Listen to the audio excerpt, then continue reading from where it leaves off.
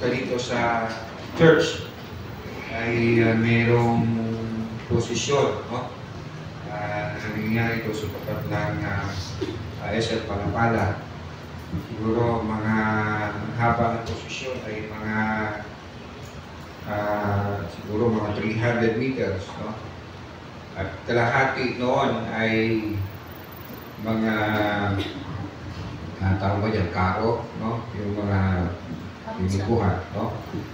Na mga I'm not sure, no? Siguro mga alagad, no?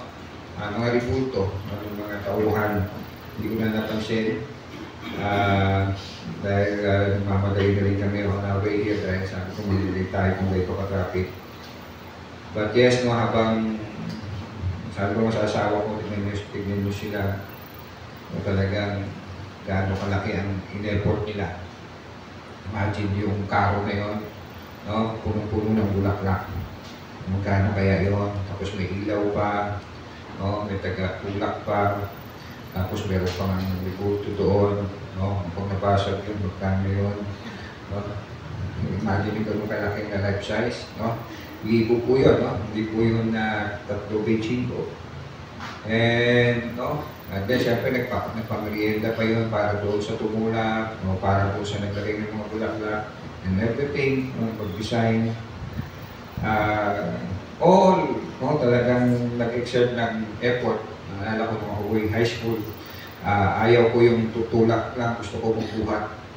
No? Kasi pakiramdam ko, no, napaka-sincere ko, napakalapit ko sa Panginoon kasi pinagpapawisan ako, sumasakit ang balikat ko, no, in a way, no, na ako nakikihati sa kanyang pagsasakit, paghihirap. Pag alam natin, no, all those na kanilang ginagawa ay walang kabuluhan sa harapan ng Diyos. But yes, ang challenge sa atin, ano ang ginagawa natin na effort, no? Of course, no, we don't do it, no, para tayo magkaroon ng kaligtasan. We were doing it because tayo ay mga taga-langit. Sinasabi, no, na tunay mo daw makikilala ang ugali ng isang tao sa kanyang sariling pamamahay. And I agree, no, but not, no, sa kagul ko, no, kumbaga sa kabuuan ng attitude ng isang tao. Dahil tama naman talaga, appropriate naman talaga, no, na hindi tayo nag-behave, na how we behave sa loob ng bahay, na nag-behave tayo sa labas ng bahay. No, halimbawa, sa pananamit, no, siyempre kung nasa loob tayo ng bahay, no, lalo na kung, ano, kayo lang, halimbawa, nalala ko si kapatid ni Mrs., no, si Abby, yung sila itutira sa amin, siguro mga ilang buwan din, short lang, no, sabihin na natin sexy, no. So, day 1, day 2, day 3, I try to understand kasi ibang klima sa Amerika, no, at I try to understand kasi nag-iisa silang lang mga mag-asawa, no, that time, maliit pa yung kanilang anak. So, totoo naman, no, kapag kayong dalawa lang sa pamamahay, ganun na kayo manapit, kung ano yung pinakakomportable sa inyo. No? So, I try to understand, no? Pero later on, no, ewan ko kung maalala yung misis ko, nasabihan ko siya na, sabihan mo naman si ate mo na magdamit-damit ng kaunti. No? Kasi iba na, nanonood ako, every time nanonood ako ng balita, dati naman, focus lang ako sa balita, no? Pero nandito na ako kung balita o balita, ang pananonood ko. So, sabi ko sa kanya, kung ayaw mo, sige, doon na lang ako kina mami manonood. No? So, yes, no, iba naman talaga yung pagbibihig natin sa loob ng bahay, no? Kaysa sa labas. But yes, we can also hear this, no? Nasabi, nasa church ka pa naman, no? Nangangahulugan ba kapag wala ka sa church, pwede mong gawin yan kasi wala ka naman sa church. Hindi, kapag nasa church ka, dapat mong gawin yan. No? I believe at some extent, no, halimbawa, no, galit ka, no, iba naman tuloy mo express ng galit sa labas, sa bahay, no, kasi sa loob ng church. No? Yes, no, kung you are disrespectful, no, sa loob ng simbahan, talagang naman may imagine mo, mas lalo na siguro kung nasa ibang lugar siya. No? But yes, no, dapat nga ba na-define o na ano ating behavior, ang ating pagkilos, especially no, bilang mga taga-langit, dumidepende sa lugar na ating nalalagyan. Tumayin natin ang ating context mula sa 2 Corinthians chapter 5. Pangalawang Korinto, kabanatang 5. Ang babasahin po natin ay isang talata lamang at ito ay ating ihimay-himayin. 2 Corinthians chapter 5, verse 9. Kaya naman ang pinaka-nanais namin ay maging kalugod-lugod sa Kanya, maging nasa katawang lupa o maging nasa piling na Niya. Sa ibang salin, therefore we also have as our ambition, whether at home or absent, to be pleasing to Him.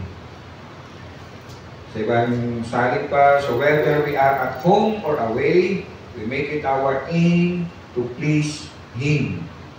So yan yung bigyan ko ng pambagat, no? At home or away. At home or away. Again, no? We just focus sa talatang ito, mahimayin po natin. Again, sabi, kaya naman, or therefore, kapag ginagamit po ang salitang therefore o kaya naman, no, nagpapahayag ito na yung sasabihin niya ay may kinalaman sa nauna na niyang sinabi. And if you will look at kung ano ang kanyang mga sinabi, kung ang Bible ninyo ay Magandang Balita Biblia, makikita natin may mga subtitle. So ang text natin ay chapter 5, verse 9. Mapapansin ninyo sa chapter 4, no, ang subtitle ay Nabubuhay sa Pananampalataya. Again, kung ang Bible ninyo ay Magandang Balita Biblia, Nabubuhay sa Pananampalataya. And we can read to verse 18. Kaya't ang paningin namin ay nakatuon sa mga bagay na di nakikita at hindi sa mga bagay na nakikita, sapagkat panandalian lamang ang mga bagay na nakikita, ngunit walang hanggan ang mga bagay na di nakikita. So, nabubuhay sa pananampalataya. Paano nabubuhay sa pananampalataya? Nakatuon sa mga bagay na di nakikita. No, hindi sa mga bagay na nakikita. Meaning, no, papanlangit ang kanyang tingin. Hindi para sa mga pasamantalang bagay.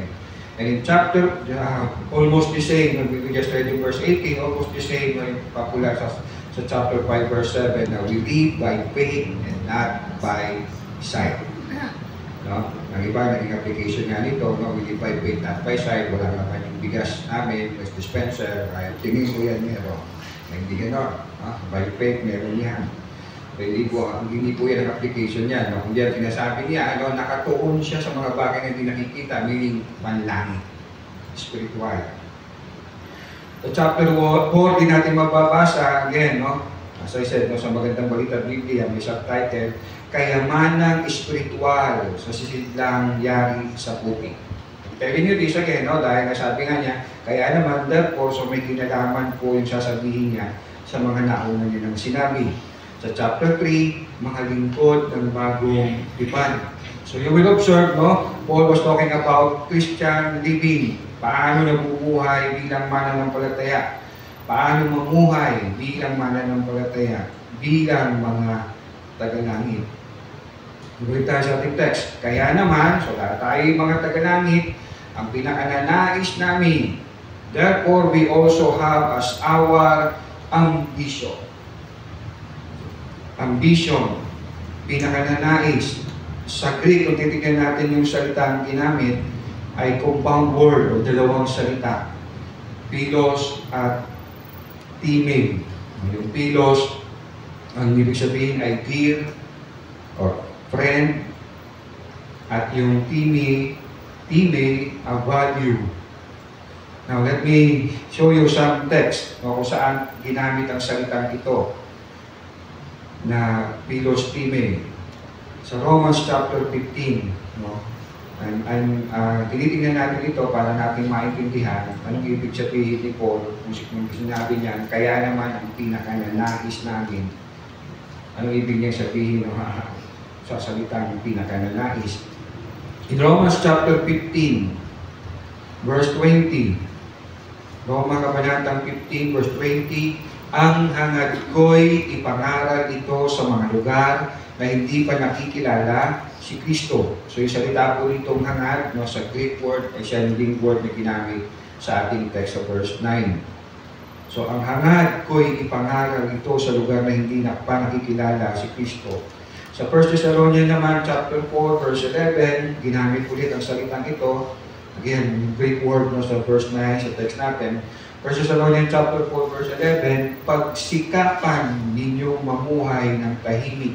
Pag-uulan ninyo ang pansin ang sariling gawain at hindi ang iba. So ginamit ng mga salita nito sa Tagalog ay pagsikapan, pero the same Greek word ang ginamit no, sa verse 9 ng text natin. So ano ibig sabihin dito ni Pablo? Na ito ang kanyang pinagsisikapang gawin. Ito ang kanyang hinahangad na magawa. Ito itong kanyang hinahangad na magawa. Again, sa text natin, kaya naman ang pinakananais namin ay maging kalugod-lugod sa Kanya. So you ask yourself, ano ang pinakananais ko bilang isang Kristiyano? Ano talaga nais ko bilang isang Kristiyano? No? Kapag ang naisip natin ang pinakanais ko, matupad ang pangarap ko, malusog ang pamilya ko, those things are not really bad. Hindi masama ang mga bagay na yan, pero tanong, no? Yan ba ang mga bagay na yan na pinakananais mo is for what? Sa kaluran ba ng Panginoon? At yes, no, hindi kung ang tingilan natin ang kalusugan, ang katagumpayan, doon nalulugod ang Panginoon, then malaking pagkakamali yun. Dahil alam natin, no, ang mga alagad ng Panginoon, sila ay nagsakit, naghilak, at sila ay namatay as martir. Pero, nabigyan nila ng lugod ang Diyos. Kaya siya amen. So, if we're thinking na nalulugod ang Diyos, natutuwa sa akin ng Diyos, na kasi pinibless niya ako, wala akong sakit, wala akong karamdaman, answered prayer ako and everything, wala akong problema, then, si Lord ay nalulugod. Kung gano'n ang thinking natin, so then, no, si Pablo ay hindi kinalugdan ng Diyos. Dahil all his life, alam natin kung how much Paul suffered bilang mananampalataya. Alam niyo minsan, no, I suspect may mga Kristiyano na they trying to show themselves sa mga tao na we are very good. Kasi ayaw kong isipin ng mga tao, nagpumalo ako, ayaw kong isipin ng mga tao na may sakit ako, ayaw kong isipin ng mga tao na bigo ako sa ganitong bagay, sa anak ko, sa pamilya ko, kasi hindi mapupulaan si Lord. Think about Jesus Christ ang habang nakapago siya sa krus. Ano ang mga sinabi ng mga tao? Walang nagsabi na, uy, nagulugod ang Lord sa kanya, kaya siya napago. All of them were saying, sabi mo, anak ka ng Diyos. Kung anak ka ng Diyos, maniwala ako sa iyo, ililigtas ka na. Remember yung tatlong kaibigan ni Job? All of them were thinking na may ginawang napakasama si Job, kaya siya nagdurusa. Ganun ang thinking ng maraming tao. Yan ang blessed. May sasakyan, ganda ng simbahan, mamahalin ng Pilo and everything. Kasi kaibigan kong Kipuloy, blessed na blessed. Nakakulong siya, pero so you ask yourself, ito nga ba ang pinakananais natin? And yes, ito dapat ang pinakananais natin bilang mga citizen of heaven o bilang mga tagalangit. Paano natin masasabing ang Diyos, ang Panginoon, ang tinutukoy ni Pablo dito po sa verse 9, na sinabi niya, kaya naman ang pinakananais namin ay maging kalugod-lugod sa Kanya. Sino itong Kanya na tinutukoy niya? Just to be sure, no, na hindi ito sino man, kundi ang Panginoon, kundi ang Diyos. Tapos lang tayo sa verse 8. Sabi niya sa verse 8, malakas ang aming loob at mas gusto pa nga naming iwan ang katawang ito na aming tinatahanan ngayon upang manirahan na sa piling ng Panginoon. So we are very sure na tinutukoy ni Pablo dito, kaya naman ang pinakananais namin ay maging kalugod-lugod sa Kanya. Yung Kanya na tinutukoy niya ay walang iba kundi ang Panginoon. So here's Paul's ambition. All he wants, Mahal na tinutukoy po niya dito, no, na sinasabi niya, pinakananais namin, no, ay mahal sila ako, si Apollos, no, si Pedro, at ang kapwa niya pong mga apostol. Ito ang pinakananais namin, ang bigyan lugod ang Panginoon. Malugod ang Panginoon sa aking buhay. Again, hindi nga ba't ito ang tunay na buhay ng Kristiyano? This is Christian living. Ito ang Christian na pamumuhay, ang bigyan lugod ang Diyos sa kanyang buhay. Tuwing kailan? Tuwing saan? Tuloy natin ang basa sa verse 9. Maging nasa katawang lupa. Again, kaya naman ang pinakananais namin ay maging kalugod-lugod sa Kanya, maging nasa katawang lupa. So, ang tunay na Kristiyano, ang tunay na tagalagit, ang pinakananais niya, bigyan ng lugod ang Diyos sa kanyang buhay, sa buhay na ito, sa mundong ito, sa katawang lupang ito. Ang buhay sa mundong ito ay tinutulad din po ni Pablo na isang tent o tolda. We can read sa chapter 5, verse 1, letter A. Letter A ng verse 1, alam namin kapag nasira ang toldang tinatahanan natin ngayon, ang ating katawang lupa. Ano sinasabi ng mga taga-mundo? YOLO, you only live once, kaya sundin mo ang layaw mo. Ang mga taga-langit, yes, we will only live once sa buhay na ito, pero sa buhay na ito, sa katawang lupang ito, bibigyan ko ng lugod ang Panginoon. This is my business. This is the chief end of man. Sabi nga, to enjoy God and glorify Him forever. Yes, life is temporal. Sasabihin ng mga taga-mundo, kung masyadong magpakawala ka pa sa langit, lalagpas ka pa sa langit yan. No? Nandito pa tayo sa world, rock and roll. Hindi po yun ang buhay ng mga taga-langit. Hindi tayo mapubuhay ng taga-langit kapag nasa langit na tayo. Kundi dito pa lang sa buhay na ito, we are called to live as citizen of heaven. May I hear you, amen? Amen. So life is temporal, pansamantala lamang. Sa verse 2 ng chapter 5, then letter A, dumaraing kami habang kami nasa tuldang ito. So talagang kahit tayo yung mga super Christian na, super faithful, naranas tayo ng mga kapigatian, pagdaraing, sakit sa buhay na ito. Even, tayo pang pinaka-perfect, hindi walang perfecto, kaya sabihin talagang sa talagang tayo ang pinakamatuwid ng mananampalataya. So verse 4, again sa chapter 5, habang nakatira pa kami sa toldang ito, sa katawang ito, sa buhay nito, kami naghihinagpis at tumaraing. Hindi dahil nais namin iwaksi ang katawang panlupa, kundi dahil nais namin mabihisan ng katawang panlangit. Sa gayon ng buhay na may katapusan ay mapapalitan ng buhay na walang hanggan. Kita natin si Pablo talagang he wants to go home na kaysa mabuhay dito. No? Minsan nasabihan ako ng asawa ko, sige, papakamatay ka na, parang gusto mo na umuwi. Parang ayaw mo na kami kasama. Hindi naman gano'n. Di ba kapag nakakaramdam, naalala ko yung last, kwento ko na yun sa misis ko, last 2 weeks ng last year, wala akong inisip kundi mamamatay na ako. No? At minsan, nasa mo tayo, Rizal o Kainta? Ano ba yun? Rizal, Kainta? Sa Rizal, no?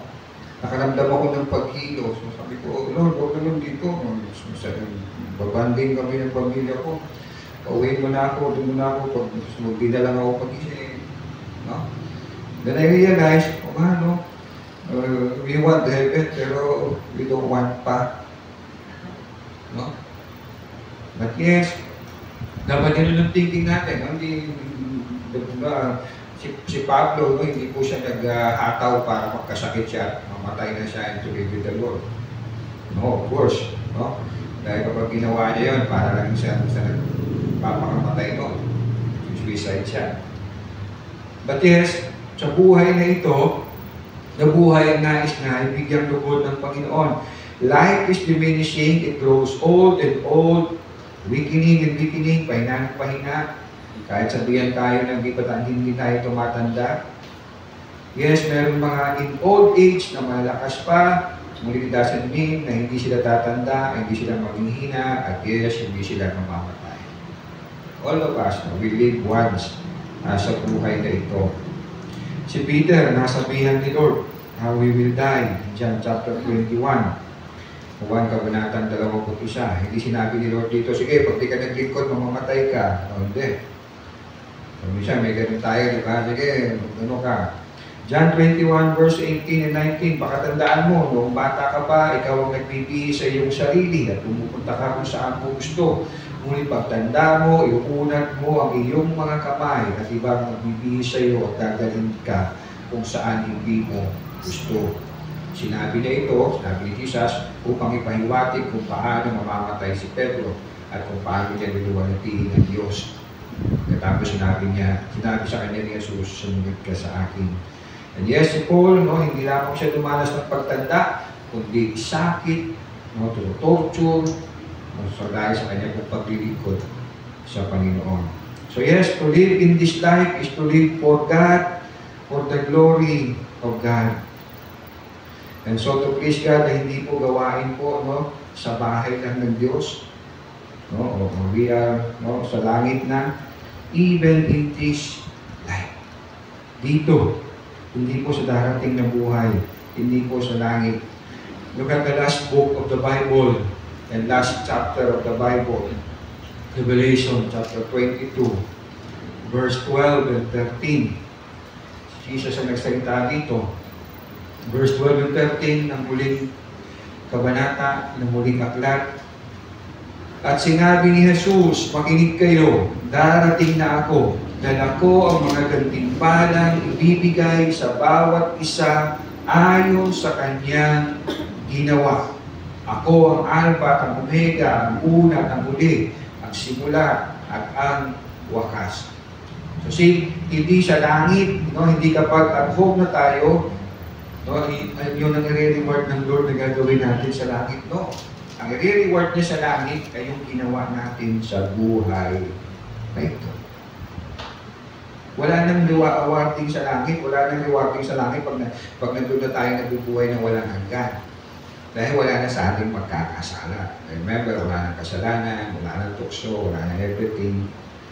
Pero yes, pag tayo'y nandun na sa langit, magkakaroon ng recognition, rewarding o awarding of what you did dito sa buhay na ito. So kung kagabi, dumating na si Lord, ano kaya award na tanggap mo? For sure, hindi ka niya re-reward dahil tapos mo ng pag-aaral anak mo, nakapili ka ng 3 palapag na bahay. Sino sa atin 3 palapag na bahay? Dalawa lang o 3? No?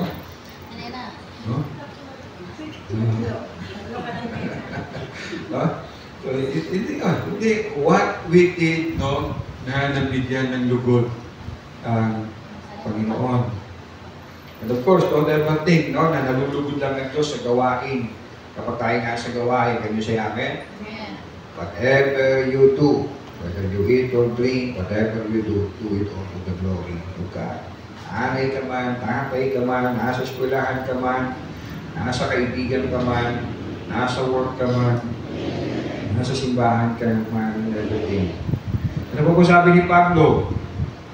Again, hinihimay-himay natin yung talatang ito sa verse 9. O maging nasa piling na niya. Again, sa ESV, whether at home or absent. So yes, absent, meaning nandito pa sa buhay na ito, nasa katawang lupa pa ito pinakananayos ko, bigyan siya ng lugod. At yes, kapag ako ay at home na, meaning kapag ako ay nasa buhay na walang hanggan, naroon na ako sa kanyang piling, yun pa rin ang pinakananais ko, ang mabigyan siya ng lugod sa aking buhay. Dito sa buhay nito, again, may sakit, may hirap, may pagkakasala, may pag-uusig.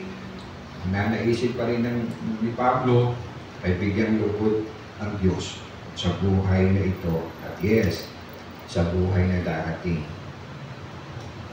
at home. So again, ang buhay Kristiyano po ay walang boundary na hanggang dito lang o doon lang ako maglilingkod, pagbibigay ng lugod sa Panginoon, o pag nasa church lang ako, pag nasa labas, never mind, o kapag mainit lang ako, o feeling ko lang, o okay ako, whatsoever circumstances, wherever we are, this should be our desire to please God, to honor God. Let me end giving you ilang practical na way to live a citizen of heaven, to please God. Absent man, wala pa kay Lord, or at home na. I will just use the word rest. R-E-S-T. Sinare ko sa inyo ito I don't know, kahapon o kanina lang, yung quote ni o sinabi ni Alistair Begg. Okay? Remember always, paparaphrase ko na lang, letter R. Okay, remind yourself always na you are in the presence of God. Lagi mong paalalahanan ng sarili mo na ikaw ay nasa presensya ng Diyos. Aminin natin sa hindi nga pa totoo. Diba? Kapag nasa school, kapag nandiyan yung teacher, you behave. Kapag hindi ka nag-behave, talaga naman napakatigas talaga ng mukha mo. Kapag hindi sa trabaho, kapag nandiyan yung boss, biglang dinadampot yung walis, hindi naman siya janitor. Sekretary siya. Kasi tataranta, talagang nagpapa-impress. At minsan, kapag nandiyan yung pastor, talagang tatago yung sigarilyo, I experienced that before, tatago yung ganito. So let us always remind ourselves na tayo ay nasa presensya ng Diyos. I forgot somewhere in Psalm, sinabi ni David, kaya saan ako pumunta, at sa pinakamalalim na bahagi, pinakamadilim, naroon ka. So, lagi natin isipin na lagi tayong nakikita ng Lord. Walang hilig yung asawa ko sa pagbabasketball, pero pag nandyan siya, pag nanonood siya ng laro, I try my best. Hindi, pag uwi namin, sabihin mo sa akin, hindi ka naman nakashoot. Wala ka naman shoot. Okay? Patakbo? Diba? Kasi I try to impress her dahil nanonood siya. Okay? So always think about nanonood sa atin si Lord. God is watching us. Ay tinulog ko sa mga kabat sa mga estudyante ko. Gusto niyo bumait, lagi yung isipin na nakikita kayo ng Diyos. Lagi yung isipin na nakikita kayo ng Diyos. So, diba, pag wala namang gumagawa ng masama na gagawin niya ng nakikita ng tao, lagi niyang itong itatago. But yes, worse, nakikita na rin natin sa panahon natin, kahit sa liwanag, ginagawa na masama. Diba? Kahit sa liwanag, katangali ang tapat, hindi na meron akong nakita isang araw, ang init na, around 11, diba, init talaga na, mahalikan sa gilid ng kulyada. Mga estudyante pa. Sabi ko, kawawa mga magulang, pag-aralin mo, tapos mag-ahalikan lang sa kalsada. Tapos pag-uwi sa bahay, walang pambayad ng tuition. Tapos pag pinagalitan, pangarap ko, bigyan ko ng magandang bahay. Hindi na butigay ka, high school ka pa nga lang. Ano ginagawa mo? Sobrang nalata ko. So again, remember, remind yourself na you're always in the presence of God. For letter E, exercise. Exercise spiritual discipline. Okay? Sinimulan natin noong 2025, ang mga spiritual discipline. Di ba? Bible study, worship, prayer, okay? Fellowship, worship. Exercise those spiritual discipline. You cannot grow and you cannot honor God and honoring God na hindi natin ginagawa ang mga exercises nito. Kayo say amen? Yes, kasi yan ginagawa ng mga spiritual na tao. Magbasa ka ng ganong kakapal na book, walang spiritual sense. Pero kumanta ka kasama ng mga mananampalataya. Kumanta ka ng kantang mundo, anong tuturo sa iyo? So you have to exercise spiritual discipline. And so to grow and be honoring God. For letter S, surrender your life daily. Okay? Again, ako, very short lang ang prayer ko every morning. Lord, thank you for another life. Thank you for keeping us safe last the whole night. And Lord, allow me na magawa ko kalooban mo to honor you. That's it. And then, pag nagmumotor ako, gusto kong lumampas sa gutter, kasi mamadali ako. Pray ako na, honor ka, sige, tiyaga ako dito. Minsan, gusto kong sumingit, honor ka. Wow. Kasi, prayer is powerful. Kasi sabi naman ni Lord yan, di ba? Pray that you will not fall into temptation. Hindi kailangan mahaba. Hindi din naman masama mag-pray ng mahaba. Pero mag-pray ka nga ng mahaba, Ginoong Maria po. May galit sa akin. So, panghuli, trust in the Lord. not sa palagay mo, not kung anong sitwasyon meron ka, kundi magtiwala ka sa Kanya. I don't feel good, I'm not mainit, I'm bothered, gulo ng isip ko, I will just trust the Lord. Why? Kasi citizen of heaven ka, bayan ka niya. Hindi katulad ng Pilipinas yung binigay ang busa dahil si Lord hindi niya tayo ibigay. We are His people. Ano ba sabi niya sa John, no? Hawak mo kayo sa aking mga kamay. No one can snatch you out of my hand. So magtiwala tayo sa Kanya. No? Na naman yung nangyayari sa buhay natin,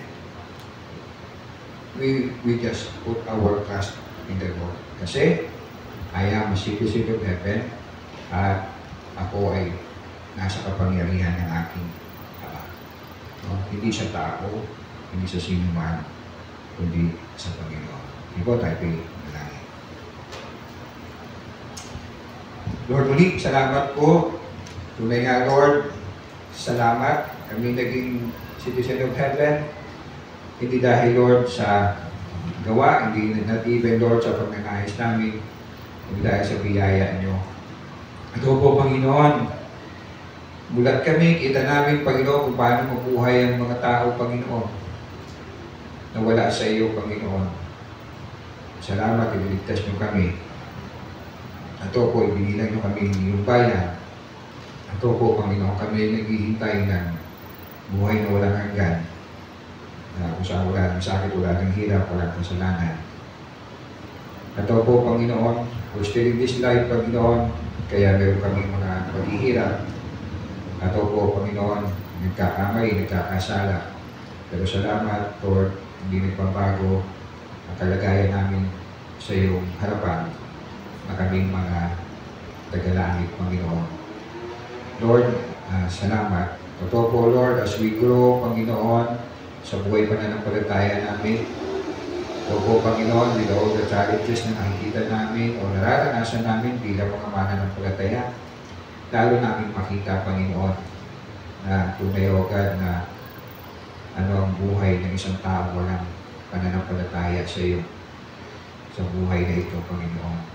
We can see, Lord, ang paglaganap ng kasamaan. We can see, Lord, na talagang tumitindi ang kasamaan ng tao, Panginoon.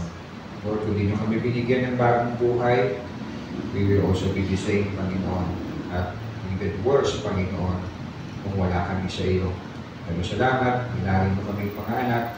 Ako po, Panginoon, dahil po sa biyaya ninyo, because we are different sa iba, we're all the same, makasalanan sa iyong harapan, na biniyayaan nyo lamang po ng iyong araw-habad, na kami binigyan ng kaligtasan sa pamamagitan ng iyong anak na si Jesus. Ako po, kami mga tagalangit, kaya tulungan nyo kami sa araw-araw ng buhay namin, na sa buhay na ito at sa buhay na darating, naisin namin, kayo ay mabigyan namin ng buhay. Pinapulit namin na dakila, in Jesus' name we pray. Amen. Amen.